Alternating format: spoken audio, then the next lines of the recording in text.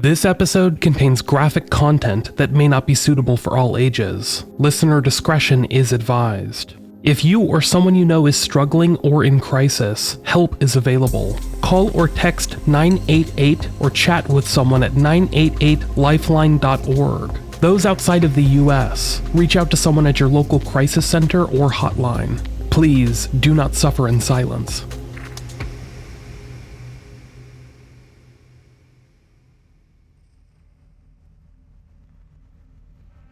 A lone streetlight cast an icy glow on a nearly empty Anchorage street in the winter of 1971.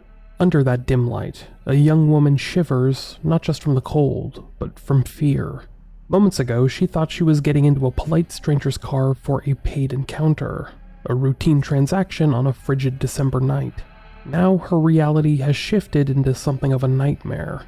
The driver, a wiry, bespectacled man with acne-scarred cheeks, presses the muzzle of a handgun against her temple. His voice stutters as he issues low, halting commands, but the threat in his tone is unmistakable. In a desolate gravel pullout beyond the city lights, Robert Hansen forces her from the vehicle. Her breaths puff in clouds of mist as she pleads for her life. Hansen's demeanor is eerily calm, almost detached, as he ties her wrist. The only sounds are the crunch of hard snow under his boots and her own sobs hanging in the Alaskan air. The man who appeared so unassuming just moments ago now has eyes cold with predatory excitement. In that isolated spot, Hansen sexually assaults this young woman, a brutal rape that leaves the 18-year-old sex worker terrified and in pain. When he's finished, Hansen's grip on the pistol tightens. He leans in close, his voice dripping with contempt, and mutters that no one will believe her over a family man like him. For a moment, this young woman believes Hansen is about to pull the trigger. Instead, he shoves her out of the way, climbs back into his car, and drives off into the Alaskan night, leaving her traumatized but alive. Hours later, this victim finds the courage to contact authorities. She endures the traumatic ordeal of reliving the assault as she gives her statement to Anchorage police, describing her attacker in vivid detail. It isn't long before detectives identify the suspect, Robert Hansen, a local baker with a wife and children. Incredibly, Hansen had been arrested just weeks earlier for a similarly violent incident, attempting to abduct and rape a housewife at gunpoint. Now, with this sex worker's report, Hansen is charged again, this time for rape. But the case does not proceed as one might expect. Hansen's lawyers negotiate a deal. He pleads no contest to an assault with a deadly weapon for the first attack, and in exchange, the rape charge, this case, is dropped. The mild-looking 32-year-old receives a 5-year sentence, but serves only about 6 months before he's quietly released on a work program. The survivor of that December 1971 assault is left to grapple with her trauma, never named in public records, while her attacker goes free to return to his wife, his bakery, and his seemingly ordinary life. At least until 1983, when another victim of Hansen's cruelty escaped from his clutches, leading authorities straight to him. This is the story of the Butcher Baker.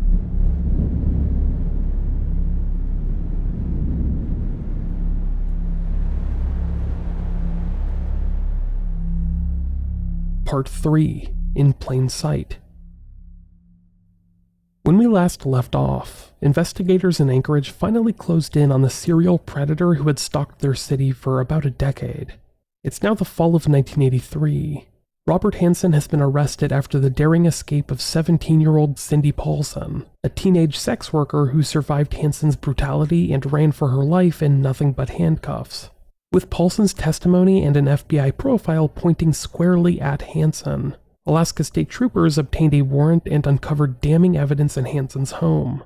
They found a hidden trove of women's jewelry, trophies taken from missing victims, and an arsenal of guns, including Hansen's favored .223 caliber Ruger Mini-14 hunting rifle.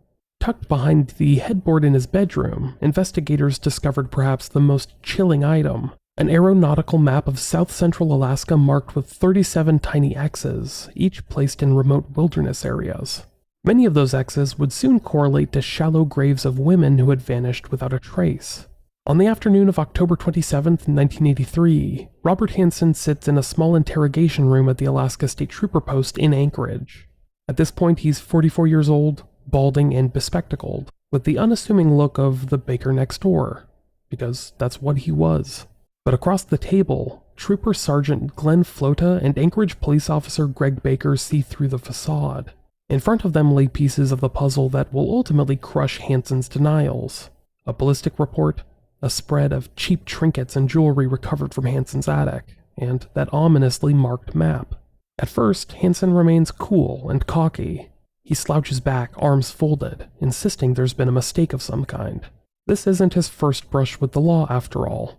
He's talked his way out of these accusations before. In a tone of practiced indignation, Hansen swears that Cindy Paulson's story is fabricated. He claims never to have met her, scoffing that the 17-year-old only concocted a wild tale to try and extort him. She was just trying to shake me down for money, he tells the officers, waving a hand dismissively at her account. Hansen smirks and adds with a shrug, "You can't rape a prostitute, can you?" It's a poisonous statement, revealing the warped mindset of a man who sees some women as less than human. Sergeant Flota files it away as Hansen continues. He even claims to have an alibi for the night Cindy claims she was attacked. A friend can vouch that they were together, thus proving Hansen's innocence. To him, the whole accusation is absurd and beneath consideration. But the investigators keep pressing, methodically dismantling Hansen's story. Flota lays out a photograph of a spent rifle cartridge recovered from a Knik River sandbar, the same desolate area where hunters had found the exhumed remains of Sherry Morrow, a 23-year-old dancer missing since 1981. Flota asks evenly, "Bob, how do you explain the shell casing from your weapon at the gravesite?" Flota explains that technicians have matched this .223 caliber casing to Hansen's Ruger Mini 14 hunting rifle. Hansen's eyes flicker for a moment. He wasn't expecting physical evidence tying him to a body. Still, he tries to muster a dismissive reply. "You guys are telling me that I shot this person? Well, you're wrong. I didn't shoot anybody. I would not hurt anybody, that's the truth." Flota, maintaining a steady calm voice, begins to tighten the vise. He reminds Hansen that hunters frequently return to the same areas. Perhaps, Flota suggests, Hansen will claim he'd simply been target shooting out by the Knik River, innocently leaving shell casings all over Alaska. Hansen seems to seize on that lifeline. "Oh yeah," he nods. "I've been out there at Eklutna. I probably have shell casings halfway across Alaska." His attempt at nonchalance is transparent. Investigators know this single casing is no fluke. Sherry Morrow's grave had 3 bullet wounds and no bullet holes in her clothing, indicating she had been shot while naked and then redressed. The bullet that killed her matched Hansen's rifle exactly. Flota spells it out. "We've got the ballistics." Hansen's facade falters as that reality begins to sink in. Piece by piece, the troopers confront Hansen with each incriminating discovery. They produce some of the jewelry found hidden in his attic. A gold necklace, a cheap bracelet. These items belong to missing women like Andrea Fish Altieri and Sue Luna, trophies that Hansen kept as morbid souvenirs. Hansen's jaw tightens. He can no longer claim these are lies invented by a girl out to get him. The evidence is right on the table. Caught in one lie after another, Hansen starts to sputter some new excuses. He now concedes that he has been with many of these women, but only as a paying customer, he insists. If they ended up dead, it wasn't his doing. Perhaps, he suggests, someone else harmed them after he last saw them. It's a feeble ploy, and the detectives aren't buying it. Finally, Sergeant Flota reveals their trump card. Unfolding the stained aeronautical map found behind Hansen's bed, he slides it in front of the suspect. Dozens of red X marks are scattered across the untamed wilderness just north of Anchorage, across the Knik River, deep into the Chugach State Park. Flota's voice remains almost soft. "Bob, we need to talk about this map, about what these X's mean." Seemingly in that moment, Hansen knows the game is over. Only the killer himself could plot that hidden graveyard. Faced with the undeniable evidence of his secret hunts, Robert Hansen's shoulders slump. The mask of the falsely accused, indignant family man drops away, and a glimpse of the real Robert Hansen emerges. A man who has spent the last 12 years abducting women, assaulting them, and hunting them down like animals. According to reports, Hansen denied everything for as long as he could, but the cumulative weight of proof broke him down. He began to rationalize his crimes, shifting blame onto the victims. In a bitter tone, Hansen claimed these women were lower in virtue, accusing them of things like greed or promiscuity, as if that justified his brutality. Investigators recall him protesting that many of the women asked for what happened because they had tried to rip him off or run away. It's the same type of misogyny he had revealed earlier, the twisted belief that you can't rape a prostitute, now laid bare as a feeble defense for unspeakable acts. But the troopers press on relentlessly, forcing Hansen to confront each fact, each piece of evidence one by one. And one by one, Robert Hansen begins to confess. Over hours of interrogation, Hansen's tone turns from defiant to flat and matter-of-fact. The floodgates open. He starts by conceding details tied to physical evidence. Yes, Sherry Morrow had been on his boat. Yes, he did own the rifle that killed her. Yes, he recognizes the gold necklace. He tore it from a girl's neck out by the Knik River. As his lies crumble, Hansen in a detached voice admits to a spree of attacks dating back to 1971. Shocked investigators listen as Hansen coolly details his violent career. He describes how, through the 1970s, he routinely preyed on vulnerable young women, often teenagers, whom he saw as expendable. At first, Hansen claims he did not plan to kill. I wanted to dominate them, he says in a faltering tone. But if a victim resisted or could not be easily controlled, his response was to escalate the violence.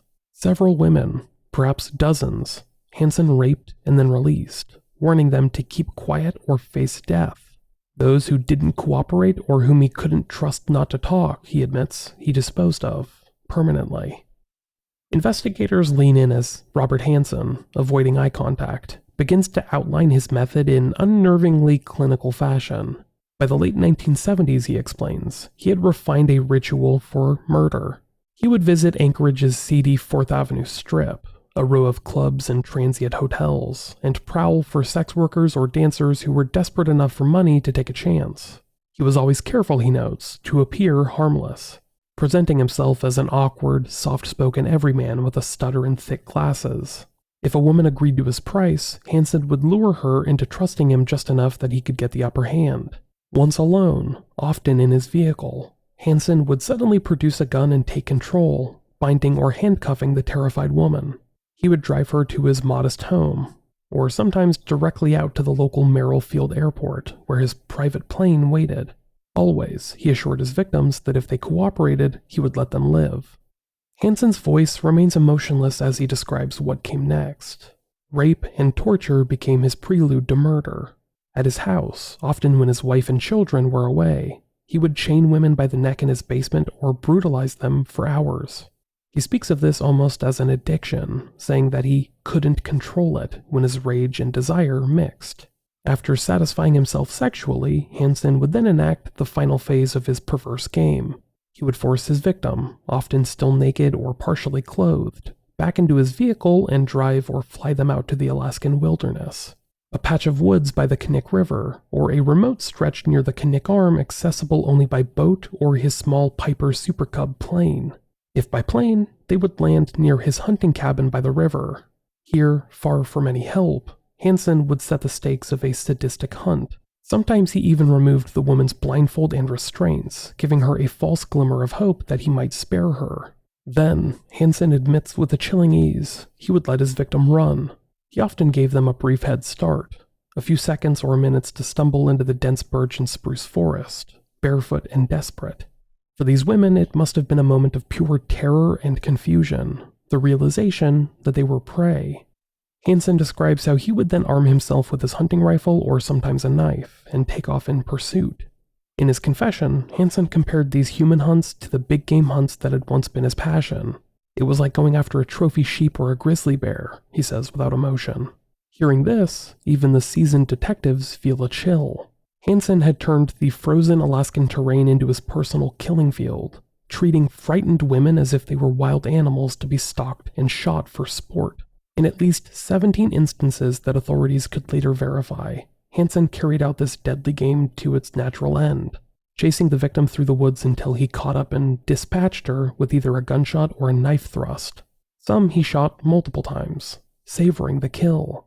in one case emptying one weapon and then another into a victim's body long after life had left her. As these admissions tumble out, Sergeant Flota and the others press Hansen for as many specifics as possible. They know this may be their only chance to give names back to the many Jane Does scattered across the wilderness. Hansen confirms some key details of the murders investigators already suspected him of. Eklutna Annie, the unidentified woman found stabbed to death near Eklutna Lake in 1980, was his first kill, Hansen claims. He says he picked her up in town and she was either a topless dancer or a prostitute, a detail consistent with what police believed. When she tried to escape his car, he stabbed her in the back. He left her body in a shallow grave where wild animals later scavenged it. Hansen also admitted to killing Joanna Messina, a 24-year-old topless dancer he had taken to dinner in Seward in 1980 after an argument over payment. He even recounts how he shot her dog when it barked and dumped both bodies in the wilderness. He acknowledged the murder of Sherry Morrow, whose case had kicked off the investigation, describing how she thought she was meeting a photographer for $300, but ended up running for her life along the Knik River before he shot her in the back.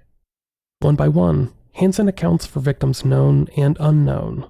There's Andrea Altieri, aka Fish, Sue Luna, Paula Golding, Malai Larson, Angela Feddern, Teresa Watson. The list goes on. By the time Robert Hansen finishes, he has confessed to a staggering 17 murders and over 30 rapes. The investigators take a breath, exchanging looks of grim satisfaction and horror. Hansen, for his part, sits drained of his earlier bravado. In a final act of cooperation, one likely motivated by the deal his attorneys are already crafting, Hansen agrees to physically point out the grave sites he marked on that map. In the coming days, he is flown in a military helicopter over the wilderness, directing authorities to the places where his victims lie. They mark trees with paint in each spot that he indicates. Thanks to this, 12 previously unknown bodies are eventually found and brought home to their families. Several of Hansen's victims remain missing, taken by predators or lost in terrain too vast to search. But at last, many of their stories have an ending, however tragic. Hansen's confession, thorough and unflinching, ensures that law enforcement has the full scope of his crimes. They think. But at the very least, it will ensure that Robert Hansen never tastes freedom again. As Robert Hansen's double life unravels in that interrogation room, one question echoes. How did an ordinary baker and family man become capable of such atrocities? To answer that, we must journey back to Hansen's past, decades before he ever set foot in Alaska, to the cornfields of the American Midwest.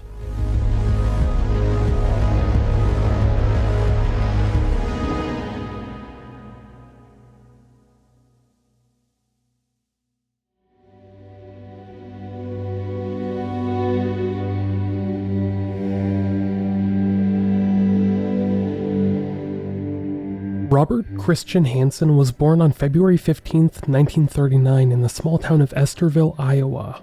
He was the first of two children in a family of Danish descent. His father, Christian Hansen, was a baker by trade, a domineering immigrant father who ran his household with an iron fist. From a young age, Robert was forced to work long hours in the family bakery. Even on school days, his father would rout him out of bed at 2 a.m. to help bake bread before classes. One childhood acquaintance remembered, his dad was a big old mean guy, he was real hard on him. The boy who would later become a hunter of women first learned about power and control under the thumb of an overbearing parent. At school, Robert fared no better. He was painfully shy and struggled with a debilitating stutter from early on in his life. Classmates teased and bullied him for his halting speech.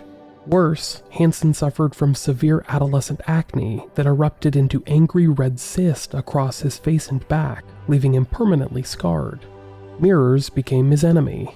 Every time he saw his pockmarked reflection, his self-hatred deepened.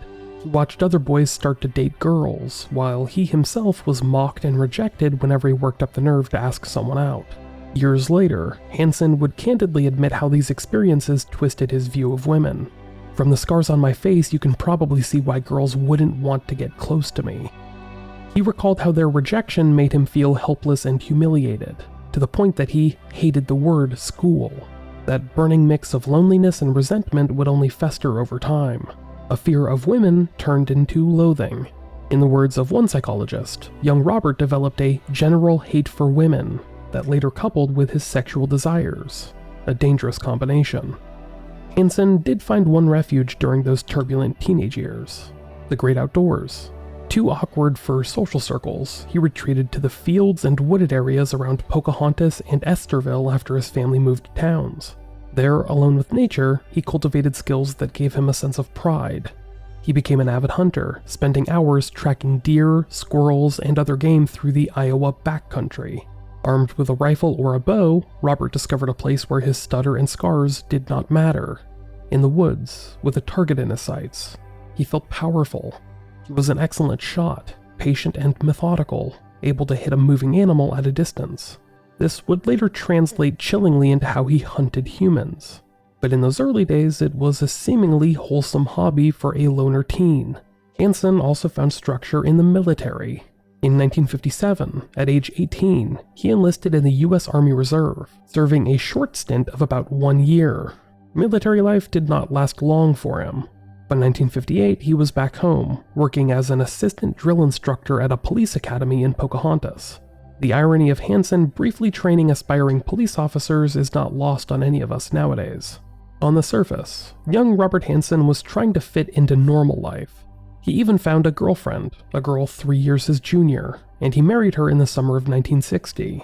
It seemed like a fresh start for the awkward boy now in early adulthood. But behind this facade, Hansen's inner turmoil and rage were still mounting. He was 21 years old and full of unresolved anger at a world he felt had wronged him. That anger needed an outlet, and he found one in a shocking act of revenge. On December 7th, 1960, Hansen crept out under cover of darkness in Pocahontas, Iowa, and carried out an act of arson that would land him in serious trouble. He set fire to a school bus garage, specifically the Pocahontas County Board of Education bus barn. It was a building that held school buses for the local high school. I'm sure you're probably wondering, why this target? Well, in Hansen's mind, this was payback to the community that had ostracized him. He later admitted he burned down the bus barn as revenge for the cruelty and ridicule he suffered in high school. In a dark twist, Hansen was actually a volunteer firefighter at the time. He was one of the first to respond to the blaze he himself had ignited. A former friend noted, he was the first guy on the fire because he said it. It did not take long for investigators to suspect the quiet 21-year-old with a grudge. Hansen was arrested for arson within weeks, and he eventually confessed to the crime. The consequences were significant, at least on paper. A judge sentenced Robert Hansen to 3 years in prison for the bus barn fire. In 1961, he entered the Anamosa State Penitentiary in Iowa to begin serving his time. For the first time in his life, Hansen faced real punishment for his actions. While incarcerated, he underwent psychiatric evaluation. The diagnosis was pretty unsettling. Hansen was found to suffer from manic depression, bipolar disorder, with periodic schizophrenic episodes. In other words, he had significant mood swings and potential breaks from reality. A prison psychiatrist noted that Robert Hansen had an infantile personality and was obsessed with getting back at people he felt had humiliated him. He was prescribed lithium to stabilize his moods, but it's unclear if he ever consistently took it. While Hansen served his sentence, his first wife, the girl who likely thought she could save this troubled young man, filed for divorce, cutting ties with Robert for good. Hansen would only spend 20 months of his 3-year sentence behind bars. In 1962, he was released on parole, a pattern of leniency that would repeat multiple times in his life. The 23-year-old Hansen emerged from prison with even more resentment. He had been locked up, labeled mentally ill by the state, and abandoned by his wife. Yet, he also had a chance to start anew. And for a time it appeared like Robert Hansen was ready to build a normal life for himself.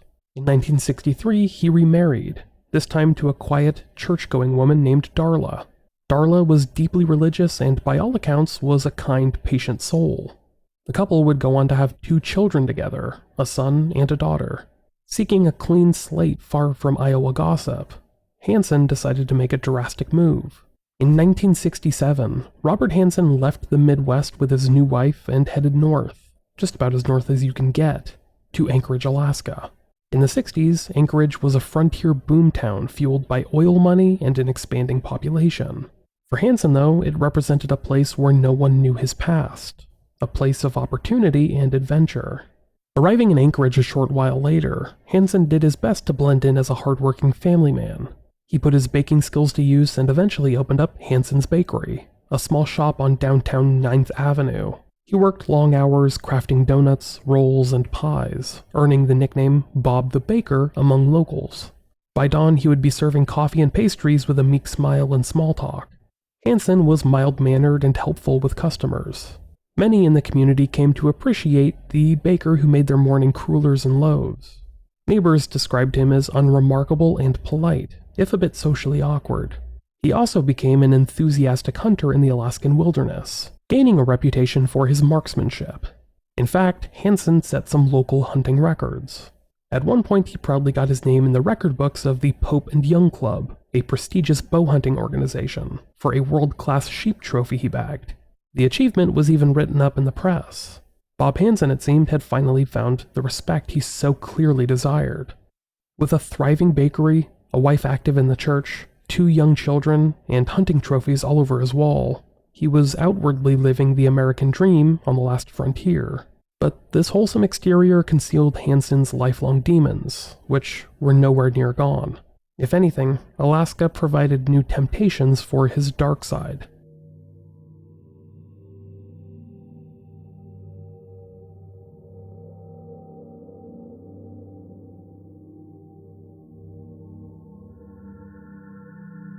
By the early 1970s, Anchorage had a burgeoning sex trade. 4th Avenue in Anchorage lit up with neon signs for strip clubs, massage parlors, and bars teeming with transient women looking to make a living. To Hansen, these women represented both an opportunity and a target. As he saw it, they were, quote-unquote, bad girls, the kind of women who had spurned him in his youth, and they were now readily available for purchase. And crucially, they were often drifters, far from home, unlikely to be missed immediately if they disappeared. Anchorage in that era provided Robert Hansen exactly what he wanted, a hunting ground of human prey amid the anonymity of a boomtown. Hansen's simmering resentments soon boiled over into action. We have already heard how in 1971 he was arrested for attempting to kidnap a housewife at gunpoint and for raping a sex worker, and how he managed to slip through with a slap on the wrist for both. Those incidents in December 1971 were the first clear signs of Hansen's emerging pattern. It later came out that Hansen had stalked a young woman to her house after she rebuffed him on a date. She answered her door to find Hansen pointing a gun at her, a stranger fueled by obsessive revenge for that simple rejection. Though she escaped, the trauma was immense. Hansen's own lawyer had him examined by a psychiatrist following that incident in early 1972, and Hansen admitted to the doctor that he had long fantasized about hurting girls who rejected him. This was, in effect, the psychological manifesto of Robert Hansen's crimes, that he would take what he couldn't have when he was younger and punish those who, in his mind, belittled him. Sergeant Floda, reflecting on Hansen's trajectory, later put it very succinctly. I think it was getting back at women. It was hate coupled with sexual desire. Over time, the sexual component seemed to lessen for Robert Hansen. It seemed to become purely about the hate, the thrill of the chase, and the kill, like an animal that's tasted blood. After 1971, Robert Hansen learned how to keep a lower profile, but that did not stop him from attacking women. Then in 1976, he was caught shoplifting a chainsaw from an Anchorage store, a strange detour into petty crime amidst more heinous acts. For that theft, he was sentenced to 5 years and even ordered to get psychiatric treatment for his bipolar disorder. But once again, Hansen got a lucky break. The sentence was reduced, and he was released after serving just over a year. By the late 1970s, he was back in Anchorage, outwardly the same unremarkable family man. In reality, though, he was honing in his predatory routines. He had refined how to earn a woman's trust just long enough to trap her. A telling clue is that by this point he had acquired his own private plane, the small light aircraft we mentioned earlier. In fact, Hansen financed that plane through insurance fraud. He once filed a claim for stolen hunting trophies, collected the money, bought the plane, then nonchalantly found, quote-unquote, the missing trophies in his backyard and never told the insurer. It was a scam, and investigators would later charge him for that theft by deception. But the plane served its purpose. It gave Hansen a way to access truly remote areas where he could become the ultimate outdoorsman/killer. Between 1979 and 1983, women began vanishing in Anchorage at an alarming rate. Most were young, in their late teens or early 20s. Many were dancers, some were prostitutes. A few were just teenagers in the wrong place at the wrong time. Hansen admits that this period was when he transitioned fully into serial murder. At night, he would kiss his wife and children goodbye, telling them he was going on one of his frequent hunting trips. Sometimes he really did hunt animals. He maintained his reputation by bringing home wild goat or caribou meat, but other times Hansen hunted a different prey. He cruised downtown streets to pick up women. Authorities believe that at least 17 women were murdered by Robert Hansen from 1979 to 1983, and more than 30 others were raped and terrorized but ultimately spared. The savagery seemed to intensify with each passing year. In several cases, when the bodies were later found, it appeared like Hansen had inflicted overkill. There were multiple gunshot wounds or post-mortem stabbings, even instances where clothing was put back on corpses in a macabre act of staging. This was a man deep in the grips of compulsion. Sergeant Floda remarked that by the end, hunting human beings became Hansen's life, an obsession that consumed his every free moment. If weeks went by without an attack, Hansen grew antsy. Eventually, he stopped waiting so long between hunts, striking whenever the urge hit him, knowing the transient nature of his victims would buy him time. Throughout these years, Hansen managed to evade serious suspicion largely because he played the part of the benign neighbor so convincingly. When the police did interview him early on, as they did after Cindy Paulson escaped in June 1983, Hansen had plausible answers.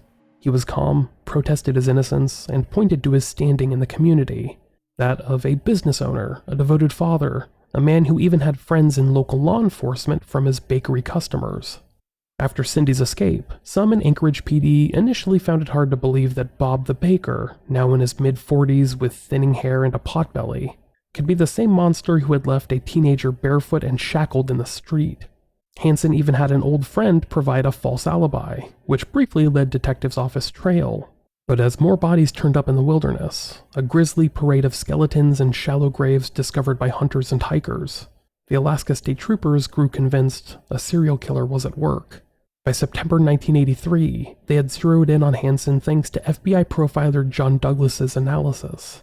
Douglas predicted the killer would be an unassuming local man with a stutter, low self-esteem, a history of rejection, and a penchant for keeping trophies like jewelry. It was a profile that fit Robert Hansen to a T. With Cindy Paulson's testimony added to that, the dominoes finally fell. A renewed investigation led by Sergeant Floda gathered enough evidence for the search warrant that finally brought Hansen's crimes to light. When troopers found Hansen's murder map with its dozens of X's, it became clear just how prolific and organized his carnage was. Now, having confessed in detail, Robert Hansen awaited the consequences of his lifetime of cruelty. Anchorage, Alaska, February 27th, 1984. Word has spread that Robert Hansen, now known as the Butcher Baker, is about to face justice for his decade-long killing spree. The room is filled with an extraordinary mix of people. On one side sits families and friends of the victims, their faces etched with grief and anger. In the front row, young Cindy Paulson nervously fidgets. The now 18-year-old is visibly anxious, knowing that she might come face to face with the man who raped and almost killed her less than a year beforehand. Scattered among the crowd are off-duty dancers from the clubs where Hansen stalked, some curious citizens, and a heavy contingent of press ready to report the conclusion of one of the most shocking cases in Alaskan history. At 2:45 p.m., Robert Hansen is led into the courtroom in shackles.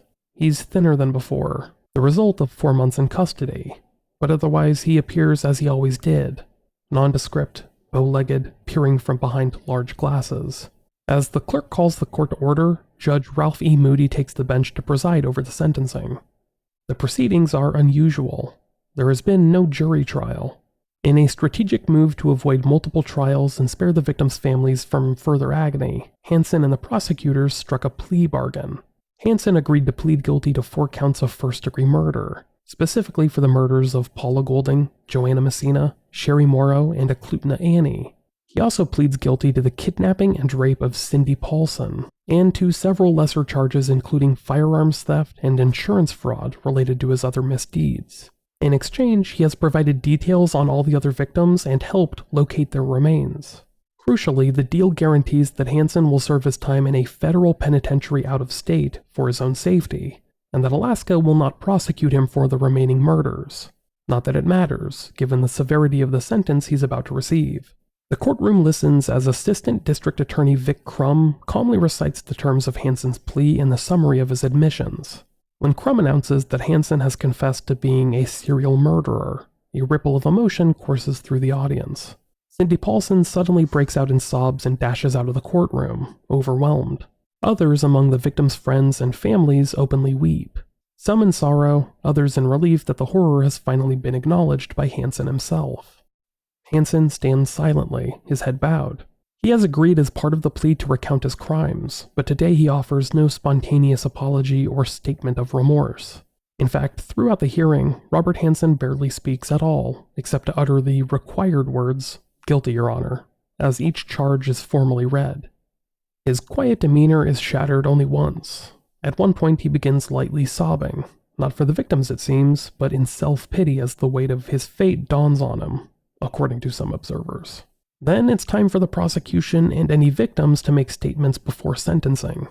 Frank Rothschild, a seasoned prosecutor who has handled many brutal crimes, rises to address the court.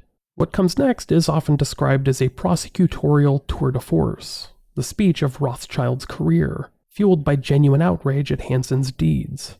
Frank Rothschild steps toward the judge and with controlled fervor begins. "Your Honor, before you sits a monster, an extreme aberration of a human being, a man who walked among us for 17 years, serving us donuts, Danish and hot coffee, all with a pleasant smile. Mellow, mild-mannered, bespectacled Bob the Baker, a family man, a man so cunning, so clever that his friends and acquaintances are in shock at what he now admits to before the court. Not even his wife of nearly 20 years had any idea of his dark, evil side." Rothschild has the courtroom spellbound. He speaks directly to the heinousness of Robert Hansen's acts, how he preyed on the vulnerable, how he betrayed the community's trust, and how each of the women he murdered was a human being snuffed out in the prime of life. He does not shy away from describing Robert Hansen as being beyond rehabilitation. At one point, Rothschild motions toward Hansen and declares, "For those people that he has slain, for those lucky enough to have survived, for all of us, Your Honor, we ask that you rid us of this beastly man forever." When Rothschild concludes, there is a long pause as he and the other prosecutors exchange some looks. They know that what they're asking for is effectively a life sentence times 5. The defense attorney, unsure how to salvage anything for his client, simply notes that Hansen has chosen not to make a statement. Hansen's own lawyer, Fred Dewey, then says, quietly, "It's my client's wish that nothing further be said on his behalf." In other words, there is no defense. There's no explanation. Hansen himself declines to speak when the judge pointedly asks if he has anything to say before sentencing. In a low voice, the serial killer responds, "No, sir, I don't." There will be no apology, no explanation from Robert Hansen. Here at the end, he has relinquished his voice. Judge Ralph Moody, a man known for his stern demeanor, then delivers the final pronouncement. It's hard to believe that humanity produces and sustains people who have the ability and propensities to commit such enormous, such beastly, such indescribable crimes. If ever there was a case in which a man deserves to be kept away from the public for the rest of his life, it is this gentleman here. Then Judge Mooney delivers the sentence that, while expected, is still breathtaking in its scope. Robert Hansen is sentenced to 461 years plus life in prison, without the possibility of parole. In effect, it is a condemnation to spend the remainder of his natural life behind bars, and then some. Gasp and sighs of relief emanate from the audience. It's a number deliberately chosen to ensure Hansen can never walk free again, a symbolic total reflecting each precious life that he stole. The judge adds that these terms will run consecutively. Even if by some miracle one charge were overturned, dozens of others would keep him locked up. Alaska has imposed the maximum penalty allowed by law. Moody concludes, "This is the case for which we make sure a man never again sees the light of day as a free man." As the judge bangs his gavel, Robert Hansen, the butcher baker, officially becomes state inmate number FT221, a man erased from open society. The courtroom begins to breathe again. Some people quietly applaud or hug one another. In a poignant moment, prosecutor Frank Rothschild steps over to the front row where a few of the victims' family members are sitting. There are tears in his eye as he nods to them. Outside the courthouse, reporters catch a brief comment from a state trooper who worked the case. The state trooper says of Hansen, "The world is better without him out here, and now he'll stay where he belongs."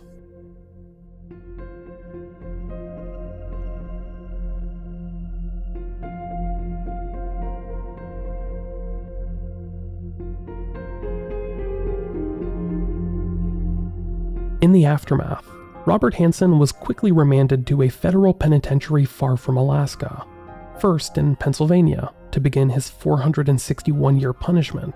He would eventually be transferred back to Alaska years later to serve out his time in a newly built state facility.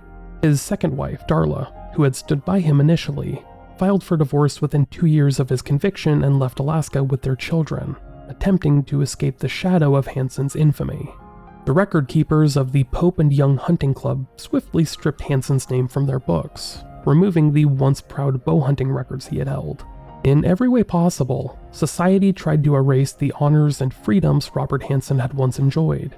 He became a cautionary tale, a prime example in criminology classes of the so-called organized serial killer who lived a Jekyll and Hyde life. Robert Hansen never again saw freedom.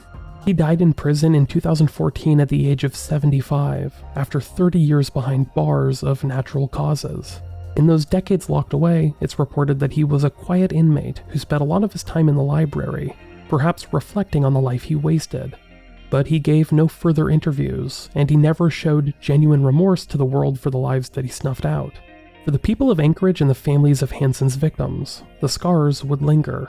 Yet there was some solace in knowing this predator would never hurt another soul. In the words of Assistant DA Frank Rothschild in court, "We ask that you rid us of this beastly man forever." And the justice system answered that plea. The cold-blooded hunter who had terrorized the last frontier was permanently caged, leaving behind a legacy of grief, but also of survival and resilience in those who escaped him. Cindy Paulson, the teenager whose courage triggered Hansen's downfall, went on to build a new life, forever changed but defiantly alive. The city of Anchorage, which had once looked at Robert Hansen and seen only a benign baker, now knew the truth, that evil can wear the most ordinary face, and that monsters can hide in plain sight. To be concluded on the next episode of Unresolved.